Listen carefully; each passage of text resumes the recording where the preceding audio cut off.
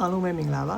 ဒီတစ်ပတ်ကျွန်တော်တင်ပြပေးခြင်းတဲ့အကြောင်းအရာလေးကကျွန်တော်တို့ iPhone မှာ diagnostic run လုပ်ရတဲ့အကြောင်းလေးကိုကျွန်တော်ပြပြပေးခြင်းပါတယ် run မယ်ဆိုလို့ရှိရင်ကျွန်တော်တို့လည်းကူလေးလုပ်လို့ရပါတယ်ကျွန်တော် iPhone မှာ display ကောင်းလားကျွန်တော်တို့ဒီ battery တွေကောင်းသေးလား camera တွေကျွန်တော်အစတစ်ဖြစ်ပေါ့နော်ကျွန်တော်စစ်လို့ရစစ်မယ်ဆိုလို့ရှိရင်ကျွန်တော်လည်းကူလေးစစ်လို့ရဆိုတော့အဲ့လိုစစ်မယ်အတွက်ဆိုလို့ရှိရင်ကျွန်တော်တို့ဖုန်းလေးကိုအရင်ဆုံး power လေးပေးပေးပါ okayဆိုပြီးခဏဆောင်ရအောင်เนาะကျွန်တော်ပြီးသွားရင်ကျွန်တော်အာတွင်းကျိုးလေးတက်မယ်အာတွင်းကျိုးလေးတက်ရင်ကျွန်တော်တို့ကဒီ V ဘောလုံးကင်းနှစ်ခုစုံဖိထားရမယ်ကျွန်တော်ဘာမှနှိမ့်ဆက်မလို့ဒါလေးကိုစုံဖိပြီးရင်အာတွင်းကျိုးလေးတက်လာ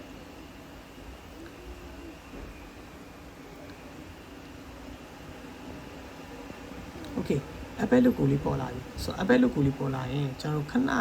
လေးနေလွတ်ပေးလိုက်โอเคဟုတ်ပြီဆိုတော့ဒီ step မှာတော့ခဏတော့ဆောင်းရတယ်အနည်းဆုံးတော့ကျွန်တော်တို့စက္ကန့်30ကျော်ဒါမှမဟုတ်10မိနစ်လောက်ဆောင်းရတယ်ခင်ဗျ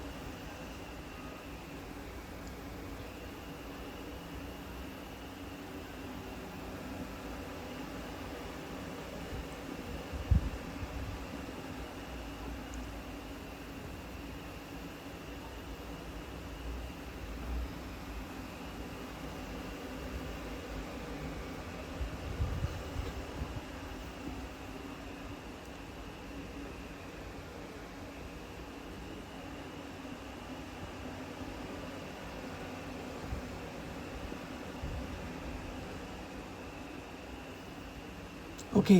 အဲ့မှာကျွန်တော်ဒီ diagnostic and repair ဆိုပြီးပေါ်လာပြီပေါ့နော်အဲ့ဒီနေရာမှာကျွန်တော်စစ်မယ်ဆိုရှင်ကျွန်တော် OS version လေးလေးတော့တစ်ခါတည်းမြင်ရတယ်โอเค continue နေမယ်ဆိုတော့ကျွန်တော်ဒီမှာ Wi-Fi setup လေးလုပ်ပေးမယ်ကျွန်တော် Wi-Fi တစ်ခု KB ချိန်လိုက်လို့ရပါတယ်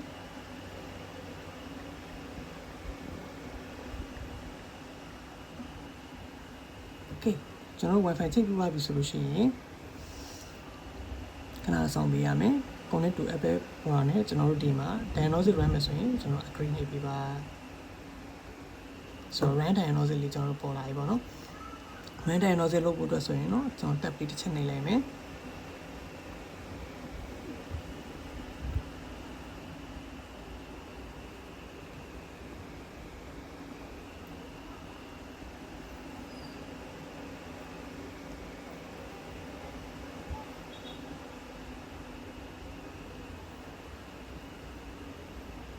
โอเคทุนတော့ကျွန်တော်တို့အနေနဲ့ဒီ mobile resort တွေဝင်မယ် testing လုပ်နေတဲ့အချိန်လေးကကျွန်တော်10မိနစ်ကနေ2မိနစ်ပတ်ဝန်းကျင်ကြာတယ်သူအဲ့မှာကျွန်တော် display စစ်ပြီးပါတယ် testing လုပ်နေပါမယ်ပြီးသွားပြီဆိုတော့ကျွန်တော်တို့ကဒီကျွန်တော်တို့ပတ်တွေနဲ့ပတ်သက်ပြီးအားလုံးပေါ်လာမှာဖြစ်ပါတယ်ဥပမာကျွန်တော်တို့ဒီ charging တွင်းထားတာ battery က charging အချိန်ကြီးဘယ်လောက်တွင်းပြီးသွားပြီလဲ battery ဟက်ကောင်းလေးလားကျွန်တော်တို့ဒီ display တွေ face ID ကောင်းသေးလားအလုပ်လုပ်သေးလားဆိုတော့ကျွန်တော်တနေရာထဲမှာတစ်ခါတည်းကျွန်တော်လုပ်စစ်လို့ရပါတယ်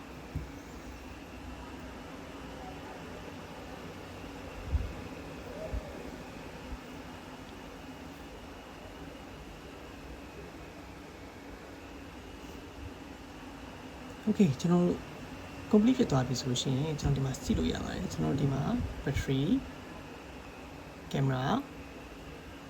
ကျွန်တော် test တွေအားလုံးတစ်ခါတည်း pass ဖြစ်လား fail ဖြစ်နေလားဆိုတော့ကျွန်တော်တစ်ခါတည်းကြည့်လို့ရတယ် face ID sensor